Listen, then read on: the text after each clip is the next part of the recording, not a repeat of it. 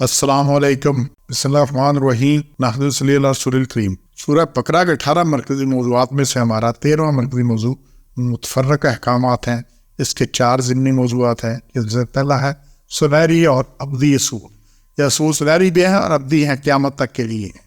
پہلا ہے 2 آیت جی، آیت نمبر 45 سے بڑی اہم آیت ہے، اس کو کھول کے دیکھیے گا، اور اس کے ساتھ آگے 46 نمبر بھی، کہ صبر اور نماز سے آپ مدد حاصل کرو۔ دوسرا نماز عاجز بندوں کے علاوہ باقی سب پر دشوار ہے، اور تیسرا اللہ نے بتایا 46 میں کہ عاجز لوگ کون ہیں؟ جو اللہ تعالیٰ کے سامنے پیش ہونے پر یقین رکھتے ہیں۔ وَاسْتَعِینُوا بِالصَّبْرِ وَالصَّلَاةِ، صبر سے اور نماز سے مدد لو۔ اور پھر اللہ نے کہا یہ بھاری ہے، کس کے لیے؟ مگر اللہ علی الخاشعین، مگر عاجزوں کے لیے، جو عاجز ہیں ان کے لیے یہ بھاری نہیں۔ جیسے سورہ فاتحہ میں ہم نے جو آیت پڑھی تھی، روز پڑھتے ایاک نعبد و ایاک نستعین، کہ ہم پر ہی بندگی کرتے ہیں اور تجھ ہی سے مدد چاہتے ہیں۔ اور یہاں اللہ کہہ رہا ہے وَاسْتَعِینُوا، مدد چاہو صبر اور نماز سے۔ یہ اللہ سے ہی مدد ہے، نماز اللہ کے لیے پڑھنی ہے، صبر اللہ کے لیے کرنا ہے۔ یہ غیر اللہ نہیں ہے، کوئی بندہ، کوئی اور بابا نہیں ہے، کوئی اور چیز نہیں ہے۔ لوگ بڑا عزت کرتے ہیں جناب، اگر غیر اللہ کے سے بدل لے سکتے ہیں، کوئی یہاں بھی آ رہا ہے صبر اور نماز سے بدل لو، تو صبر اور نماز سے لے سکتے ہیں، تو پھر اس سے بھی لے سکتے ہیں۔ صبر بھی اللہ کے لیے ہے، نماز بھی اللہ کے لیے، خالص اللہ کی پڑھنی، اور اللہ سے ہی مدد ہے۔ اور اللہ نے کہا یہ خاشعین، اور پھر اللہ نے بتایا خاشعین کون ہے اگلی آیت میں 44 میں، جو تیسرا نقطہ ہے کہ عاجز لوگوں نے خاشعین، ڈرنے والے کون ہیں؟ جو ان کو ہے، جو ظنون، گمان کرتے ہیں، خیال کرتے ہیں کہ ان کی ملاقات رب سے ہونے والی ہے اور اسی کی طرف پلٹ کر جانا ہے۔ جس کو پتہ ہے میں نے واپس جانا ہے، بھائی اللہ سے ملاقات ہونی ہے، کیا منہ لے کے جاؤں گا؟ تو پھر اس کے لیے نماز باری نہیں ہے۔ اور جس نے مرنا ہی نہیں، مار کے پیشی نہیں ہونی ہے، اللہ سے ملاقات ہی نہیں ہونی، اس کا یقین ہی نہیں اس پر، وہ کہتا ہے دیکھی جائے گی، دیکھی جائے گی، دیکھی جائے گی۔ یہ پھر 57 نمبر آیت میں جی اگلا چوتھا نقطہ ہے، ہر زیادتی اپنی ہی جان پر ظلم ہے، کسی پر نہیں۔ وَمَا ظَلَمُونَا وَلَٰكِنْ كَانُوا أَنفُسَهُمْ يَظْلِمُونَ، انہوں نے کچھ نقصان نہیں کیا لیکن اپنا ہی نقصان کرتے ہیں۔ حضرت آدم نے یہی دعا مانگی تھی اللہ سے، ربنا ظلمنا انفسنا وان لم تغفر لنا وترحمنا لنكونن من الخاسرین، کہ اللہ میں نے اپنی جان پر ظلم کیا ہے۔ اس لیے ہر زیادتی اپنی جان پر ظلم ہے، کسی اور پر ظلم نہیں ہے۔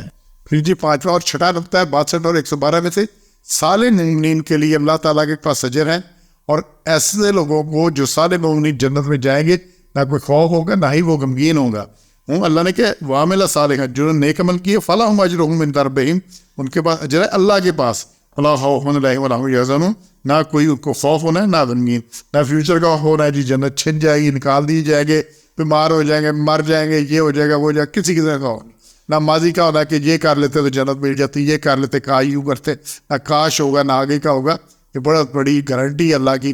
دنیا میں کس کے پاس یہ گارنٹی ہے؟ وہ مرے گا نہیں، مر تو سب نے جانا، اس سے بڑا نقصان کیا ہے؟ اس کے جتنی مرضی انشورنس کرا لو، مر تو جانا ہے، انشورنس والے زندگی تو نہیں واپس لا دیں گے۔ اور اس کے علاوہ کیا ہے کہ یہ زندگی چل رہی ہے، پھر اس میں نقصان کا بھی ڈر ہے، بڑے بڑے کروڑ پتی اڑ جاتے ہیں، ٹھیک ہے نا، پھر بیمار ہونے کس سے روکی ہے، ایکسیڈنٹ کیا ہے، کسی وقت کچھ ہو سکتا ہے، اس لیے یہ چیزیں۔ پھر 73 میں جی اللہ نے کہا ہے اللہ تعالیٰ مردوں کو زندہ کرے گا۔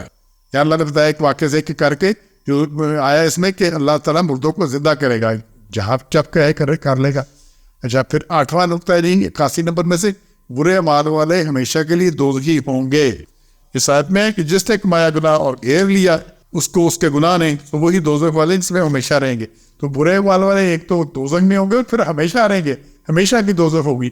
کیا لینی ہے؟ تو اس لیے بچنا ہے اس سے۔ یہ آیت میں صالح مومنین کو اپنی جنت کی خوشخبری اللہ نے دی ہے، اپنی جنت ملنی ہے، جیسے ان کو اپنی خالدون، یہاں بھی یہی آ رہا ہے، وہ ہے اصحاب النار ہم فیہا خالدون، اور جہاں آ رہا ہے والذین آمنوا وعملوا الصالحات اولئک اصحاب الجنہ ہم فیہا خالدون، وہاں بھی خالدون ہے، یہ بھی خالدون۔ اچھا کسی کو اس پہ شک ہے کہ جنت ہمیشہ کے لیے نہیں ہے؟ یہاں خالدون یقین ہے کہ ہوگا، اور دوزخ پہ شک ہے جناب وہ ہمیشہ کے لیے نہیں ہے، وہاں بھی خالدون ہے، یہ بھی خالدون۔ آگے اللہ کی مرضی، اللہ جو چاہے، یہاں پہ اللہ نے واضح کر دی کہ خالدون ہمیشہ رہیں گے، لیکن شرطیں دو کہ آمنوا وعملوا الصالحات، ایمان اور نیک اعمال۔ 124 میں اللہ نے فرمایا قال لا ینال عہد الظالمین، اللہ کا عہد ظالموں کے لیے نہیں ہے، اللہ کا عہد کہ اللہ کوئی ان کے لیے بہتری کرے کچھ ان کے لیے قتل نہیں ہے۔ پھر اگلا نقطہ جی 134 میں سے 11واں اور 12واں، کہ ہر ایک نے اپنے اعمال کا حساب دینا ہے اور کسی سے دوسرے کے بارے میں سوال نہیں ہوگا۔ 134 میں بھی ہے اور 141 میں بھی ہے، کہا ما کسبت ولکم ما کسبتم ولا تسألون عما كانوا يعملون، ان کے واسطے جو انہوں نے کیا اور تمہارے واسطے جو تم نے کیا، تم سے پوچھ نہیں ہوگی ان کے کاموں کی، کسی دوسرے سے دوسرے کے بارے میں نہیں پوچھا جائے گا. یہ بڑی سیدھی بات ہے، 2 آیات میں آئی ہے، تو اس لیے اپنا جواب دینا ہے. ہاں دوسروں کی یہاں پہ اصلاح کرنی ہے، وہ بھی کاؤنٹ ہوگا من میں. اور پھر 13واں ایک اللہ کے احکام کی پیروی کرو 135 میں، اور مثال دی حضرت ابراہیم کی طرح بالکل یکسو ہو کر، ملت ابراہیم حنیفہ یکسو ہو کر پھر اللہ کی طرف.